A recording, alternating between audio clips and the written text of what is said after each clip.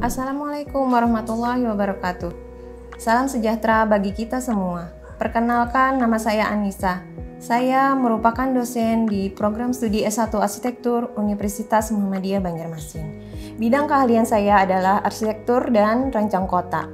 Pada kesempatan kali ini, saya akan menjelaskan mata kuliah yang saya ampu pada program studi S1 Arsitektur Universitas Muhammadiyah Banjarmasin. Mata kuliah yang saya ampu adalah pengantar perancangan kota. Sebelumnya, saya akan menjelaskan deskripsi mata kuliah pengantar perancangan kota. Mata kuliah pengantar perancangan kota merupakan mata kuliah wajib pada program studi S1 Arsitektur Universitas Muhammadiyah Banjarmasin.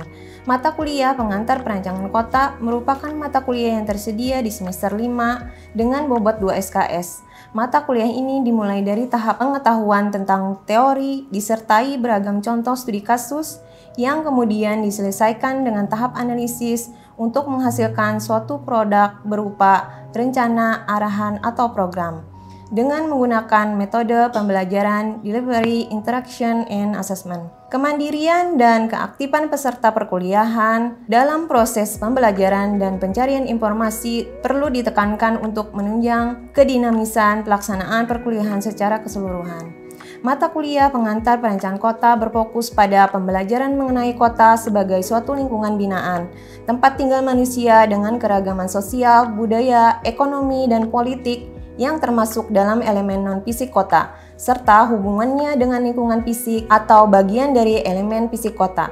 Teori perancangan kota dan permasalahan kota, proses perancangan kawasan perkotaan, metode dan pendekatan dalam perancangan kawasan kota, serta implementasinya dalam pembangunan kawasan perkotaan. Selanjutnya, saya akan menjelaskan metode pembelajaran yang saya lakukan. Pada awal perkuliahan, pertemuan pertama, saya selalu menyampaikan kontrak perkuliahan yang nantinya akan disepakati bersama dengan mahasiswa. Kontrak perkuliahan akan menjadi pedoman selama proses perkuliahan berlangsung dari pertemuan pertama sampai dengan pertemuan ke-14. Di dalam kontrak perkuliahan, saya juga menjelaskan tentang tujuan pembelajaran, rencana perkuliahan semester, referensi bahan ajar, serta bagaimana metode penilaian yang saya gunakan dalam mata kuliah ini. Selanjutnya, saya akan menjelaskan capaian pembelajaran mata kuliah pengantar perancangan kota. Capaian pembelajaran mata kuliah pengantar perancangan kota menyesuaikan capaian program studi S1 Arsitektur Universitas Muhammadiyah Banjarmasin. Adapun capaian pembelajaran mata kuliah pengantar perancangan kota adalah: yang pertama, mampu memahami dan menganalisis teori perancangan kota dan permasalahan kota yang membentuk perancangan perkotaan dalam konteks lingkungan binaan.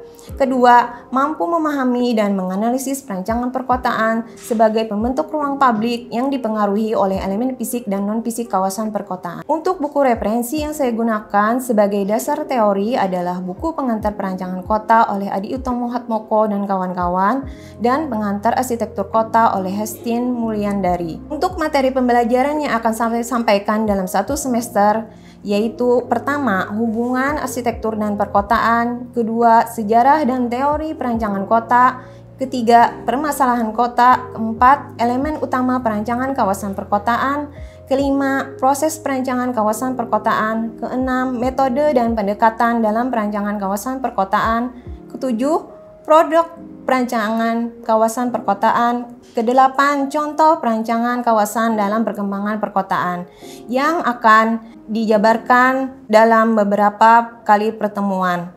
Untuk sistem pembelajaran mata kuliah pengantar perancangan kota dilakukan secara tatap muka dengan tetap menjaga protokol kesehatan.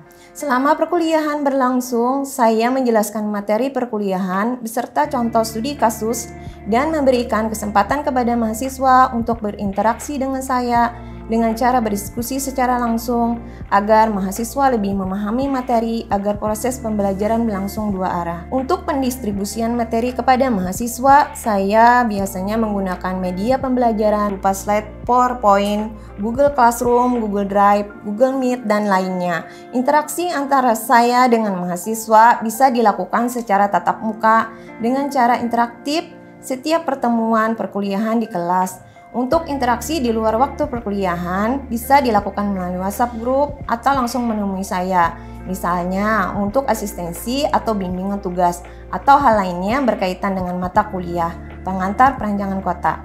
Sistem penilaian dilakukan secara transparan dan akuntabel sesuai dengan kontrak perkuliahan yang sudah disepakati bersama di awal pertemuan. Penilaian yang dilakukan dengan mengacu pada aturan Universitas Muhammadiyah Banjarmasin antara lain untuk tugas 30%, UTS 30%, dan UAS 40%. Berikut ini saya akan menampilkan video proses pembelajaran yang saya lakukan pada pertemuan kelima pada mata kuliah pengantar perancangan kota secara tatap muka dengan materi perkuliahan permasalahan kawasan perkotaan dengan sub pokok bahasan. Yang pertama, masalah sosial, yang kedua, masalah lingkungan, ketiga, masalah industrial, dan keempat, masalah pertumbuhan kota yang tidak seimbang. Setelah mengikuti perkuliahan tersebut, mahasiswa diharapkan mampu memahami dan menjelaskan permasalahan kawasan perkotaan. Assalamualaikum warahmatullahi wabarakatuh. Waalaikumsalam warahmatullahi wabarakatuh. Gimana kabarnya hari ini? Alhamdulillah baik. Alhamdulillah. Sebelum mulai perkuliahan, alangkah baiknya kita berdoa terlebih dahulu agar proses pembelajaran hari ini berjalan lancar dan mendapatkan banyak manfaat. Bisa minta tolong ketua kelas untuk memimpin doa. Untuk memulai perkuliahan pada hari ini, mari kita berdoa menurut kemampuan kita masing-masing. Berdoa bersama.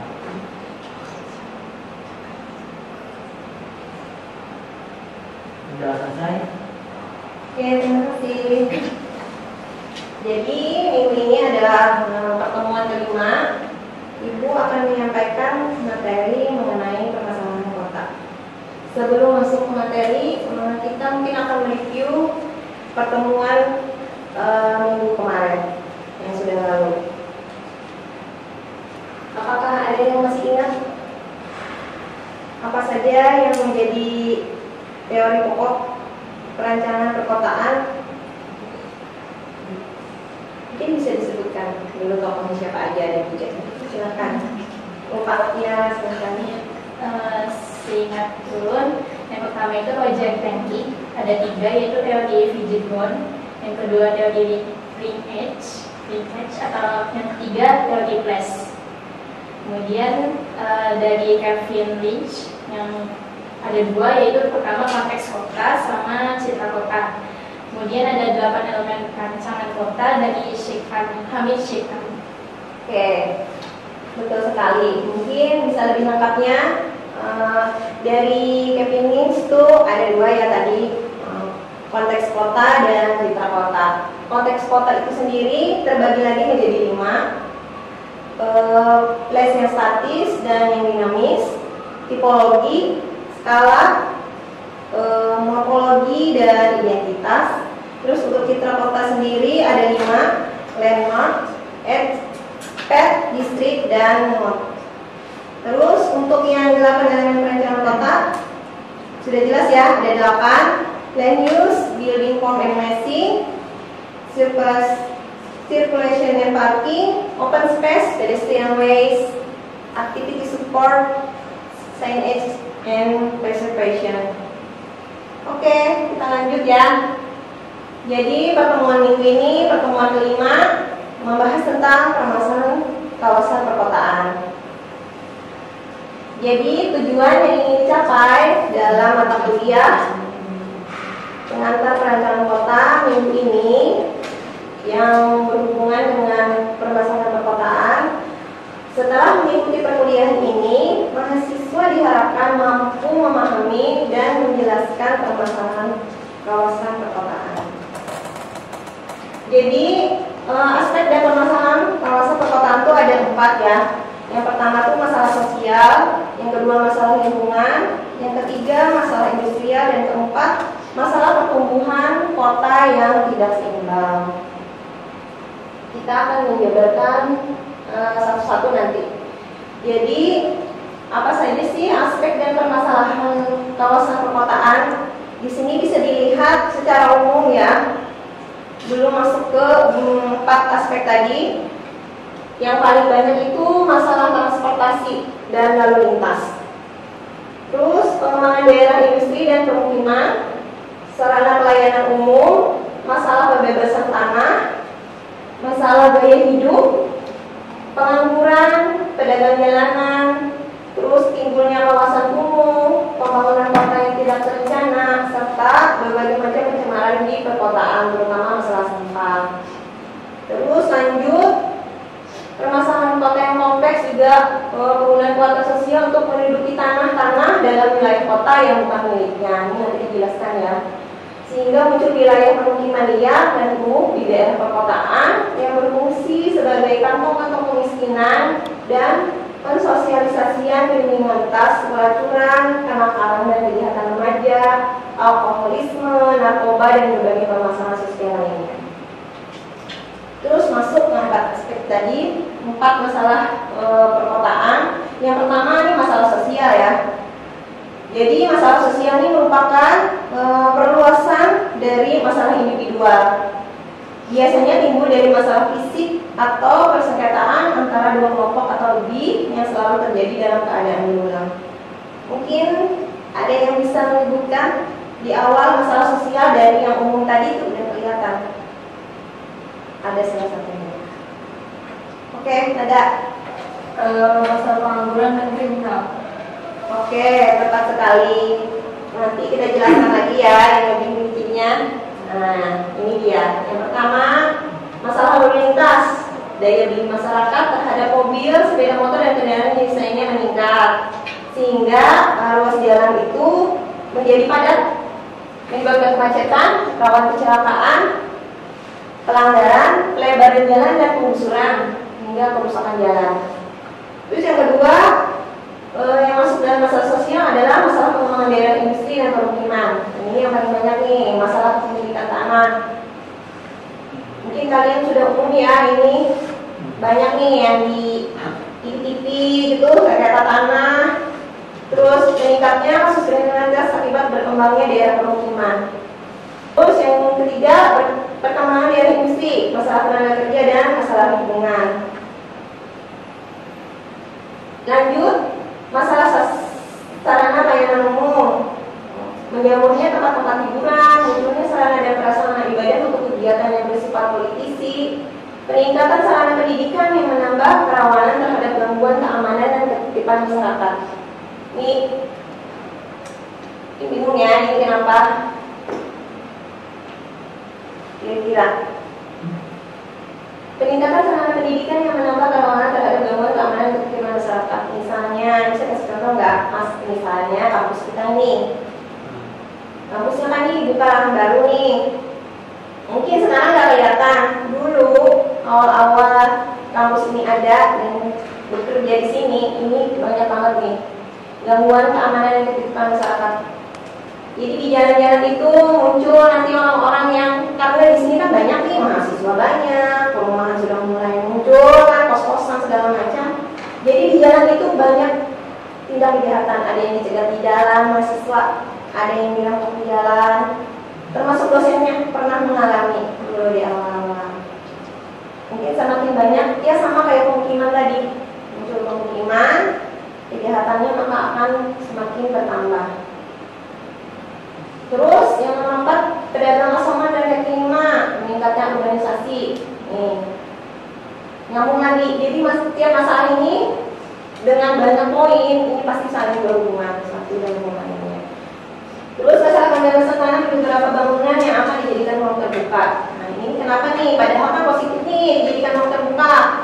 Kenapa jadi masalah? Karena pembebasan tanah ini berhubungan dengan orang-orang masyarakat umum. Misalnya banyak digusur, diganti rugi dengan paksa, dan nominalnya kadang tidak sesuai gitu dengan harapan. Yang keenam, banyaknya masalah syarat nih.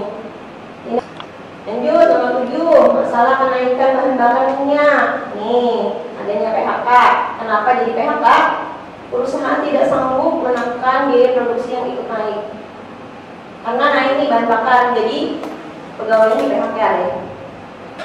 Terus masalah pengangguran tadi kan, yang dijawab sama Nada tadi. Nih, PHK juga ada hubungannya nih. Karena PHK, maka ada pengangguran, terus meningkatnya jumlah anak-anak untuk sekolah. Sekarang banyak banget anak-anak putus sekolah. Jadi pengangguran juga nanti dia, karena pendidikannya kan nggak berlanjut, akhirnya cari kerja susah, ujung-ujungnya jadi pengangguran. Terus yang ke-9, pengembangan daerah pariwisata, berkembangnya nilai budaya asing bertentangan dengan budaya Indonesia. Padahal ini kan bagus nih, positif lagi, ternyata ada masalah di dalamnya. Yang kedua, timbulnya penyalahgunaan peruntukan sarana prasarana bidang wisata. Nih, pasti sering lihat di TV nih. Nah, di hotel-hotel masuk bukan jadi tempat nginap gitu loh, tapi tempat nih ada narkoba, tempat judi. Terus ini solusinya, masuk ke land use itu nanti pakai teori yang ini harus panik. Belajar di situ hubungannya dengan ini.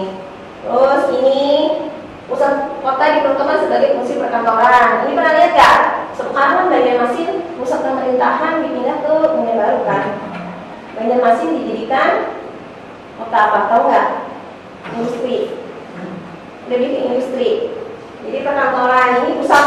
Jadi solusi dari ini, yang ini ada 5. Penyebaran uang kemudian ke arah luar kota. Jadi perumahan sekarang banyak di area gembul. Bukan di Banjarmasinnya. Banjarmasin sudah jarang sekarang ada perumahan karena lahannya belum ada lagi kan. Jadi memang itu salah satu solusi. Mungkin banyak tuh sekarang perumahan atau malah handil. Luar kota kan handil nih. So, terus pembangunan fasilitas perdagangan yang biasa ke arah luar kota juga. Pembangunan sentra industri diarahkan ke luar kota dan dari lingkungan perumahan dan pemukiman. Kalau ini kelihatan di sini kayak pergudangan itu ada ya khusus ya dari Banyumasin kan luar kota arah jalan tol yang tembus Trisakti itu banyak gudang-gudang kan, itu salah satu solusi.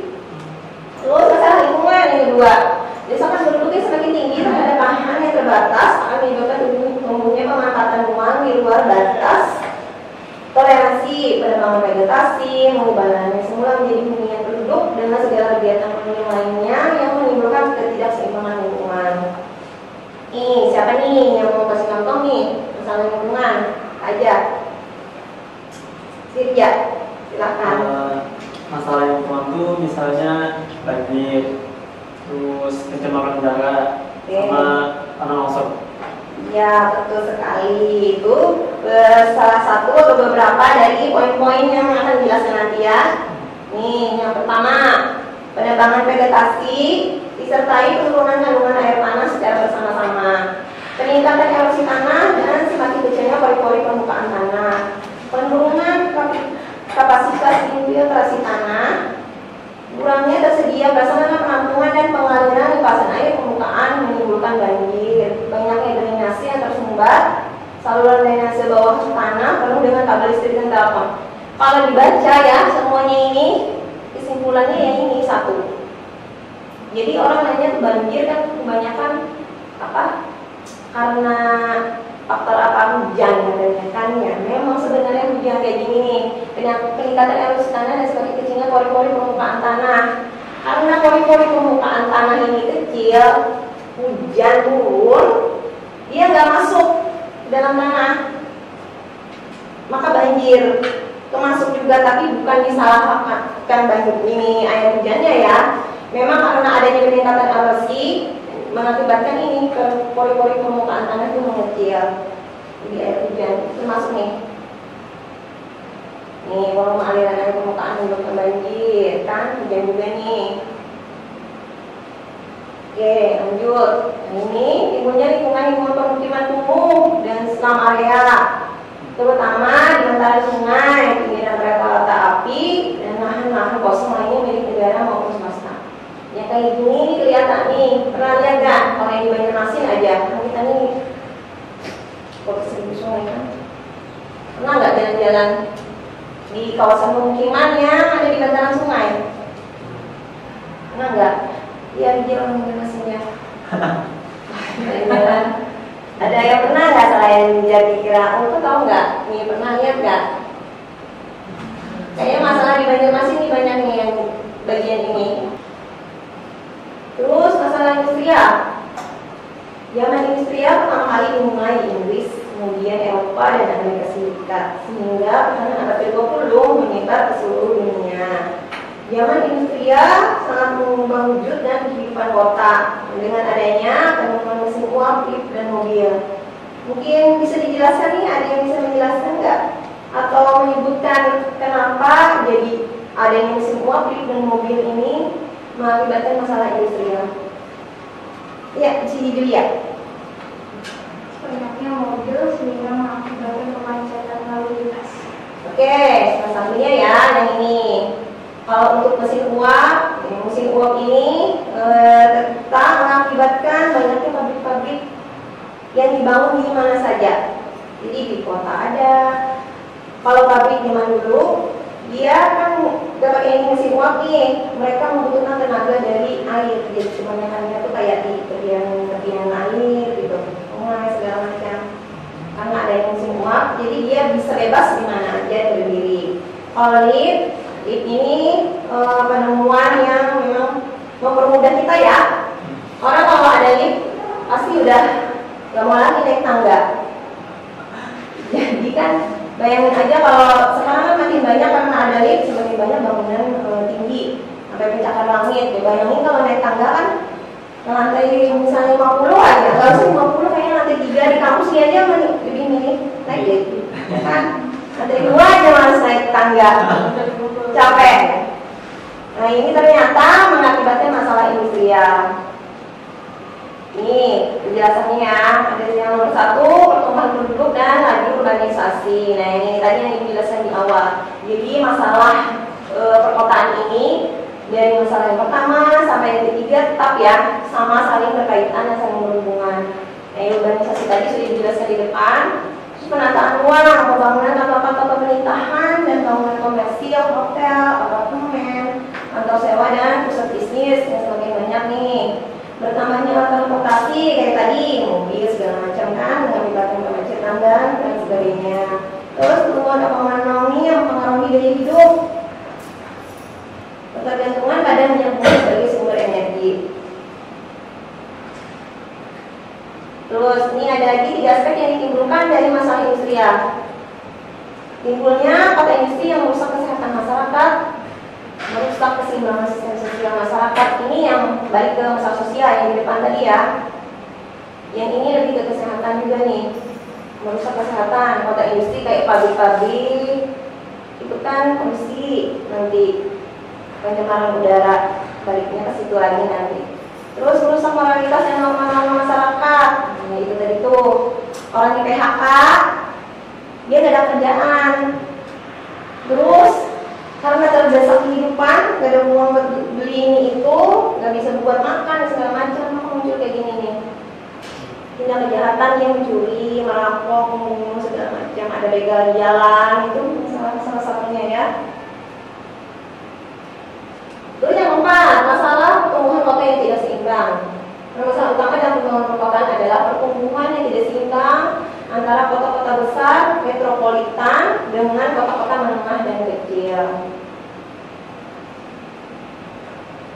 Ini satu, pertumbuhan kota terlalu terpusat di Pulau Jawa, Bali, sedangkan pertumbuhan kota-kota menengah dan kecil berjalan lambat dan tertinggal. Kualitas lingkungan fisik kawasan perkotaan yang tidak berkelanjutan dan cenderung memburuk.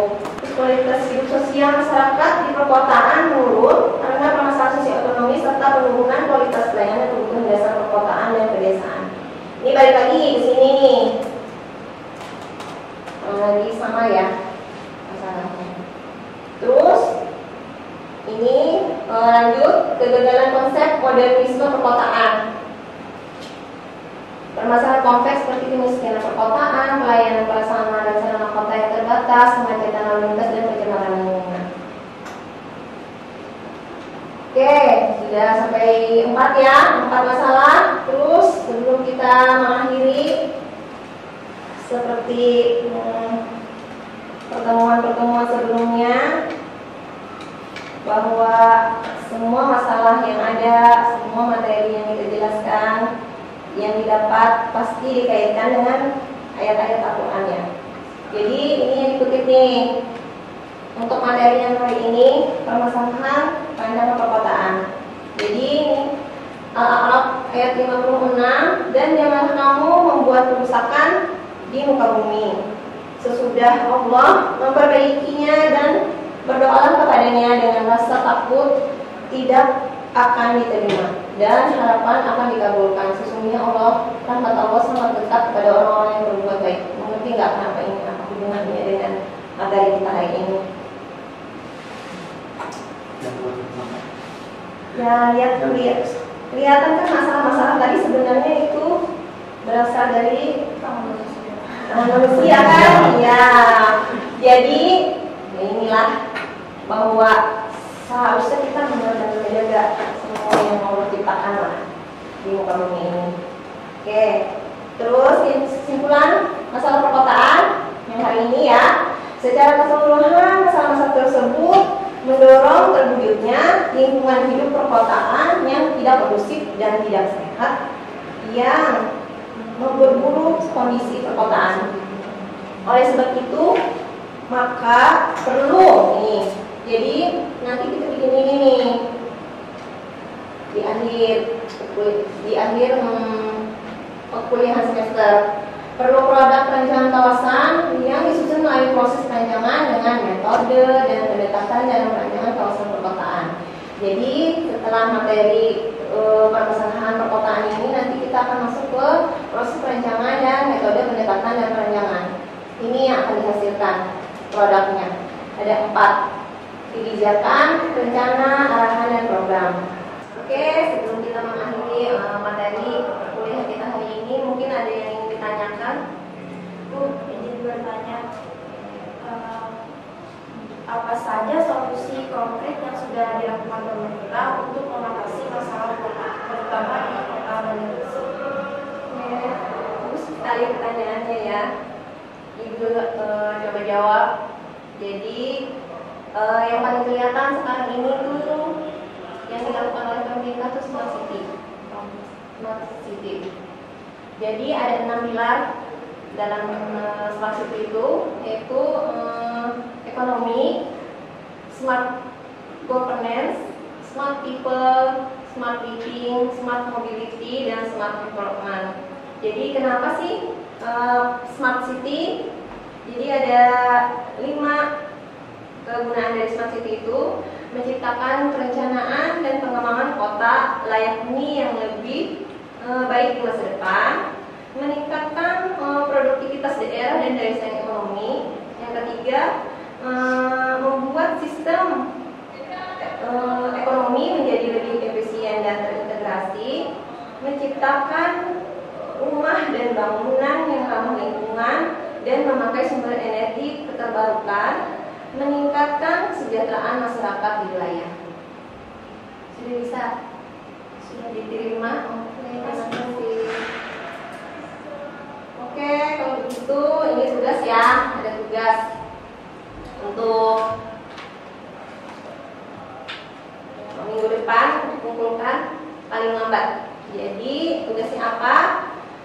Mencari data dan informasi terkait permasalahan kawasan perkotaan yang ada di Kota Banjarmasin. Terus jelaskan alasan kenapa hal tersebut menjadi permasalahan kota, disertai dasar-dasar ya dari referensi buku dan artikel ilmiah. Dan jangan lupa karena ini ke lapangan, cari data dan informasinya itu terjun ke lapangan, jadi perlu dokumentasi hasil data dan informasinya. Terus tadi kan ada 4 tuh masalahnya, kalian boleh pilih 1 aja. Tugas dikerjakan bentuknya PowerPoint ya, dikumpulkan paling lambat minggu depan dalam Google Classroom. Terus apabila ada pertanyaan terkait tugas, silakan hubungi ibu langsung atau bisa melalui WhatsApp grup mata kuliah. Oke, sebelumnya ibu lupa nih, kita absen dulu. Bersihkan ya, ambil.